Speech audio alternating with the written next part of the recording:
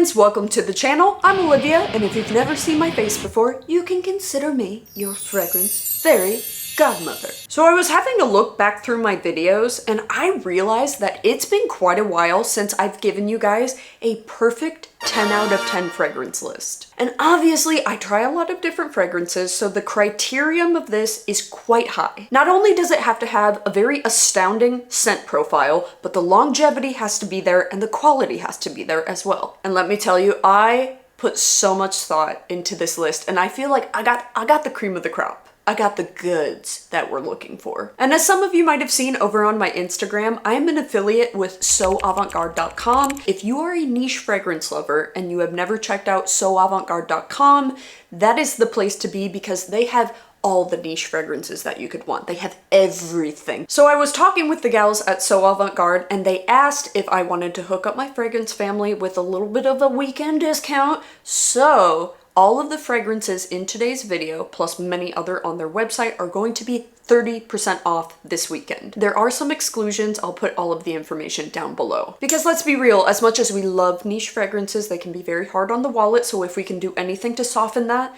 I'm taking it. So without further ado, let's get into these perfect 10 out of 10 fragrances. Starting with Bake from Akro. Now this right here is a gourmand fragrance, but this is a gourmand fragrance that I dream about because this is a scent that you can wear all year long. It's not going to be heavy or cloying or too sweet where it smells cheap and childish. This right here, this is a perfectly executed gourmand fragrance. This smells like some sort of lemon dessert. You are getting a very tangy, mouth-watering, super sour, yet candied lemon in the beginning, and it has the note of brown sugar, so it's almost like a caramelized creme brulee lemon. This also has a whipped cream and a vanilla, so it starts off acidic and tart and juicy, but it then goes very creamy and warm on the skin. I have it on my arm right now. I want to eat it. I want to eat my own flesh. But this has a note of rum in it that gives it a little bit of depth and complexity, making it so that way it doesn't smell like a run-of-the-mill body mist, but rather something rich and decadent and edible, but refreshing at the same time. Now don't get me wrong, I like cakey gourmand fragrances as much as the next person, but I want an element of freshness. I want something that's a little bit sparkling and uplifting, and I am a sucker for something very juicy and tangy. A citrus, a well-done gourmand citrus, that is for me, 1000%. So imagine you go to one of those bougie bakeries and you get a lemon cupcake, but it's filled with custard in the inside and it's topped with candied lemon zest. That's what you're getting out of this. Delicious, delicious, delicious. Now swinging far to the opposite side of the fragrance spectrum, we are going with Supernova by Andrea Maack. Now, for those of you who frequent this channel, this one might be a little bit redundant because I talk about it all the time, but this is deep and aromatic and opulent. This smells like a king. I specifically say king because I do think that there is something a little bit androgynous, perhaps a little bit masculine about it, but I implore you, if you are a little bit afraid of venturing into that category, the way that this mixes in with the skin is something indescribable. To give you a little idea of what this smells like, I gave a bottle of this to my dad, and he said it smells like he won the lottery and he's trying to show off. You know what I mean? And when I showed this to my husband, he said, this smells like you are going to the Met Gala and you got deep pockets. Like you are rich. This is warm and spicy, rich woods. So you have a cardamom, a saffron, but you have this lightness coming from a lavender. And in the base, you have a leather, but it comes off as the most smooth and supple leather that gives this interesting mystique.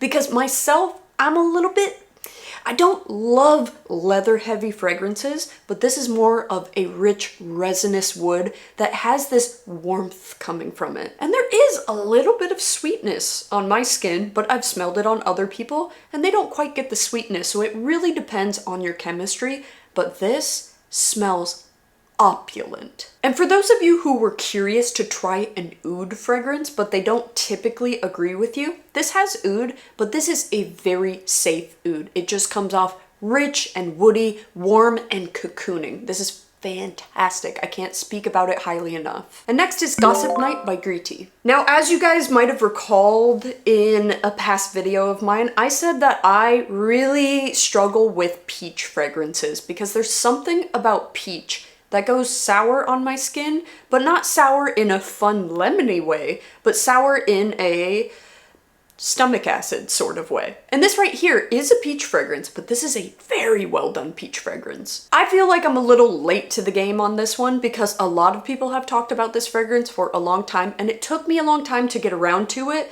but now I understand what the hype was about. This has peach and whipped cream, caramel, and vanilla. It comes off fruity, yet sweet and creamy, but there is an undeniable powderiness to this fragrance. Something reminiscent of a high-quality cosmetic facial powder, but I'll give you fair warning, if you are not into girly, sweet, floral, fruity fragrances, this is not going to be your jam. Arguably, some people feel like this is a little bit too simple for them, but for me, being is that I'm very picky with peach fragrances, this is simple and effective. This is what I would like to call a hot girl fragrance. Something about it reminds me of something that early 2000s Paris Hilton would wear, and I just feel like a bad bee when I wear it, you know what I mean? So for the times I want to smell sweet and girly, and I want to pretend that I am Rachel McAdams in Mean Girls, this is what I'm reaching for, right here. And because there's a simplicity to this, and there is that edible, fruity, sweet characteristic, it is a compliment getter. So if you're trying to get compliments and you want to feel girly, this is the one. And next is Mercurial Cashmere by Electimuss. So this is a vanilla fragrance, but this is not your run-of-the-mill baker's cupcake sort of vanilla, but rather a super elevated, super complex vanilla. So in the beginning, when you first spray this on, there's almost a beachy vanilla quality to it because it has the note of ambergris. So it comes off almost salted. But then you start to get a very smooth and velvety tuberose that feels very modern. There's nothing dusty or antique or heavy about it whatsoever. And there's some delicate powderiness coming from some iris that's nicely balanced with a little tickle, a little spice coming from pink pepper. But in the dry down is where you start to get this vanilla and caramel that's really nicely balanced with some tonka bean and woods. For those of you who were fans of Olympia by Paco Rabanne, this feels like its super elevated older sister because Olympia, I never really liked it. I felt like it was a little bit scratchy, but this feels like they took that DNA and made it super, super opulent. This is the kind of fragrance that I would wear if I was accepting a highly esteemed award. I can imagine someone wearing a velvet maroon dress with a really long trail on the red carpet wearing this. So it is a vanilla. It does have that sweet creaminess, but it's balanced with some rich florals, some powderiness, and a little bit of spiciness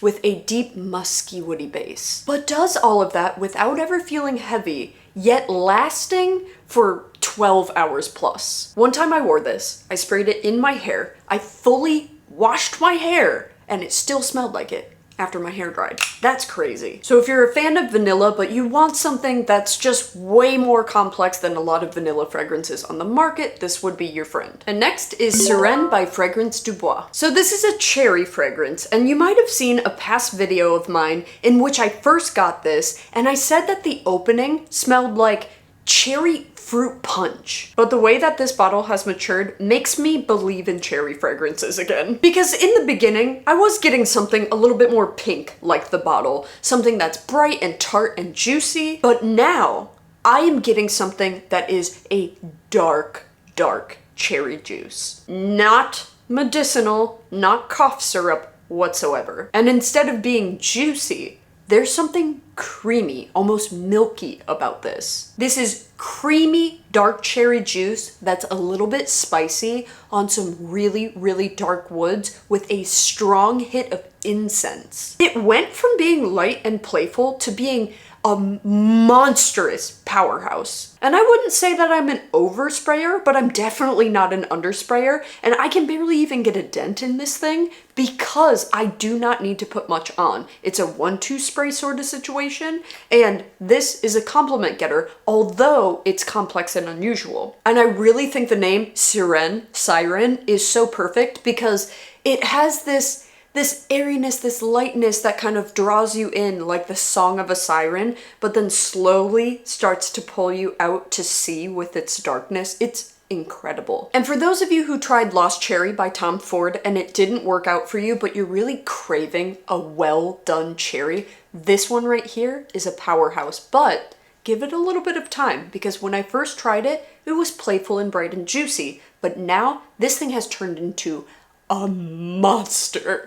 Let me clarify, a monster in the best way possible. Next is Elysium pour Femme by Rosa. This is an interesting fragrance to me because I'll be honest with you, in the past, Rosa is a very, very intense house. Their fragrances are quite unique and very complex, and I haven't always understood them. So for some people, they are going to feel like this release from Rosa is a deviation from their normal style of very complex fragrances and a little bit more simplistic.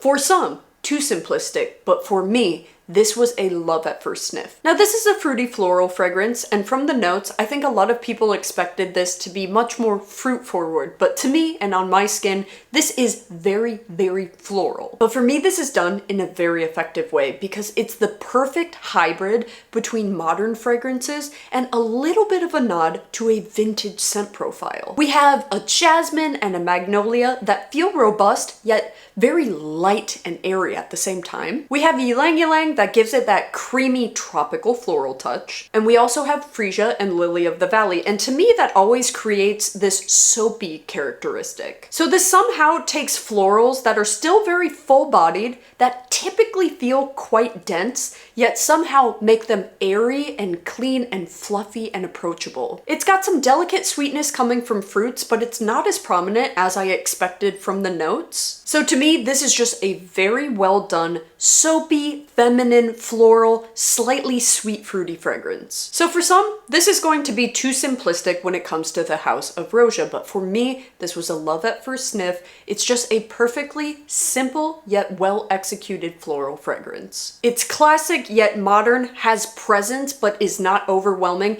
and is the perfect floral fragrance for all year long because you could really wear this in any occasion. You could wear it casually or you could dress it up perfectly. And next is Silky Wood by Goldfield and Banks. Now, if there is one scent profile that I am an absolute sucker for, it is a deep, rich, smoky, tobacco, woody, vanilla sort of moment. This is deep, dark, rich, and smoky, and a very, very woody fragrance. So in this, we have oud, but this is a smooth as day oud. It's nicely complemented with a sandalwood that comes off very milky and creamy. That creaminess is amplified by a vanilla that gives it a little bit of sweetness, along with a smoky characteristic that's coming from a tobacco. And for those of you who watch this channel, you already know, if it has tobacco, it's for me. If you are the type that favors more fall and wintertime fragrances, you want something that's warming and cozy, this right here. That warm, cozy feeling is coming from a little bit of cinnamon and saffron. And this smells like charred wood. So if you like scents like By the Fireplace or Jazz Club or Vanilla Woods, this is the mecca of them all. This is like a cousin, but they're really, really rich cousin. An auntie. This has an incredible balance of very rich, earthy tones that almost go slightly animalic with a little bit of a velvety soft suede, but offset by that perfect amount of sweetness from the vanilla. So if you like woody scents, if you like tobacco, but you want a little hit of sweetness in there, Silky Woods. And next is Sparkling Joe from Vilhelm. So I first fell in love with this fragrance because this was made to pay homage to Josephine Baker, but given that the inspiration behind this scent is Josephine Baker, this has to be a stellar fragrance. Talk about a powerhouse of a woman, so you have to be able to keep up with the image of the inspiration. And this is so unique to me because this has the note of champagne, but this is a photorealistic dry champagne. Think more of a brut and less of a rosé, because in fragrances, oftentimes a champagne note can come off very fruity and very sweet, much like a rosé, but this is very, very dry. So this truly has this effervescent, sparkling characteristic. And there is just a little bit of sweetness coming from some Williams pear, but it comes off more like an underripe green pear. So it's not super juicy and candied and sweet, but rather giving a little bit of a green crunchy nuance. And that little bit of sweetness is nicely balanced with the note of ginger, giving it that spicy, zippy zing, but it doesn't overpower the fragrance. Because there is some more delicate notes coming from ambrette and musk. So this starts off fizzy and sparkling photorealistic champagne. You get a little bit of sweetness, a little bit of zippiness, but then dries down to this delicate musk. So it's interesting because although this has great longevity, it does turn into a skin scent. But this fragrance takes you for a ride. It has this really ostentatious, really attention-grabbing opening, but then it becomes very delicate and very demure, very come hither. It's got a lot of character and a lot of presence without trying too hard,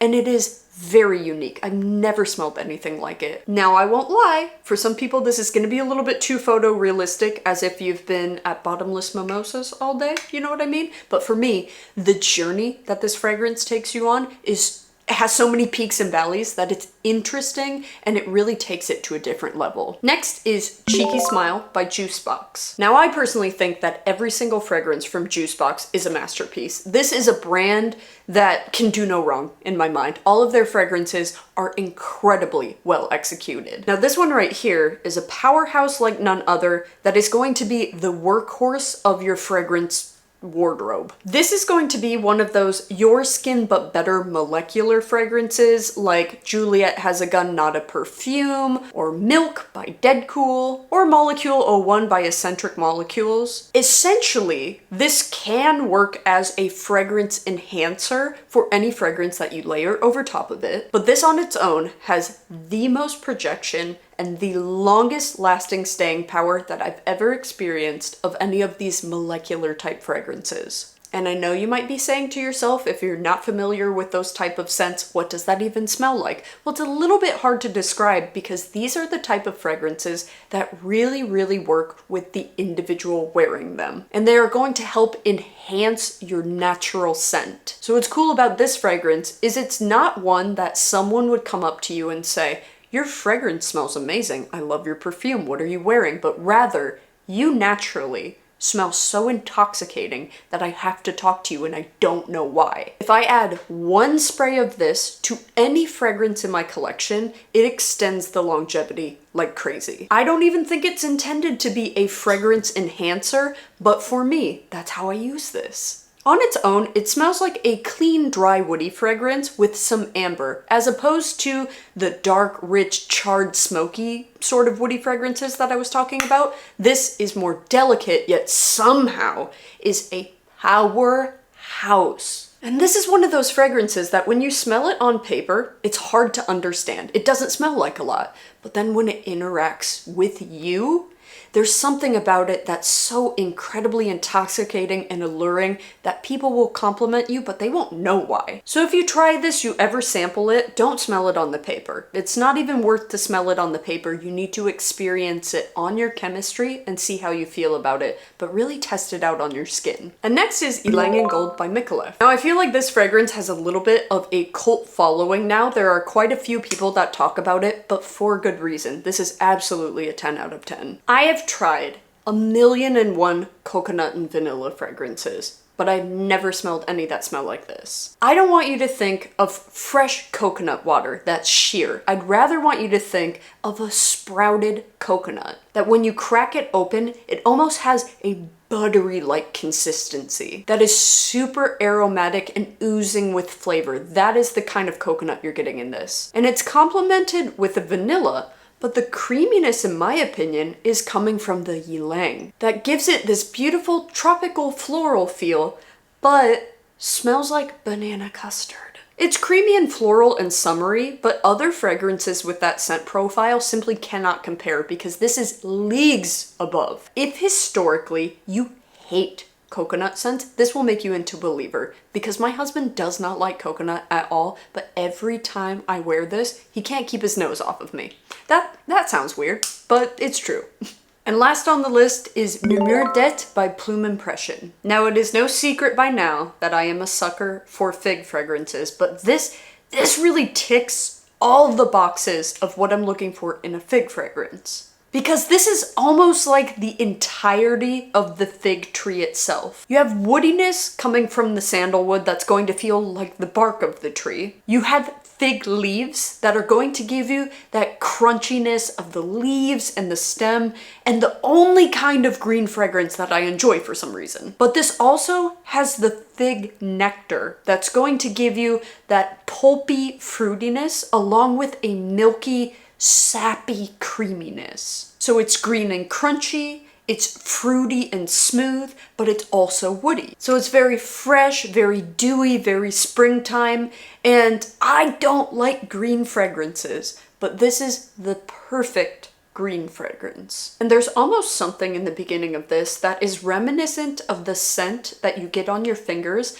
after touching the vine of a tomato. So if you're a sucker for a garden-like scent that has a little bit of sweetness on the dry down and a beautiful muskiness, this is a really well done fig fragrance. A little bit greener than my typical choices, but I've been really liking this one lately. So that's all I've got for you guys today. I hope you enjoyed my 10 out of 10 fragrance recommendations. And I already know there will be people in the comments saying this wasn't a 10 out of 10 for me. I found this one predictable. This didn't last on me. This is just my opinion. These are ones that I have a heavy gravitation towards because they perform well, they were unique in some facet, and I just am really, really fond of them. And I took hours and hours to put together. I took one off the shelf and I thought, no, there's something about it I don't like. I took another one off the shelf. I said, no, it doesn't last long enough for me. So I really put a lot of thought into this. So I hope you guys enjoyed it. And once again, all of the fragrances that I talked about in today's video, as well as many other niche fragrances, will be available on soavantgarde.com for 30% off Saturday until Monday. So it's just this weekend. I had them add a little extra day for those of us that are not quick to the jump, you know what I'm saying? As I said, niche fragrances aren't easy on the wallet, so I hope that this helps to soften for any fragrances that you were already thinking about getting, but as always, I suggest when making a purchase such as a niche fragrance that you sample it, you try it out, you make sure you love it, and if you love it and you know you love it, then go for it. Alrighty friends, that's all I got for you. So I'll see you next Saturday, 10 a.m. PST, and until then, you know what to do. Take care of yourselves, my friends.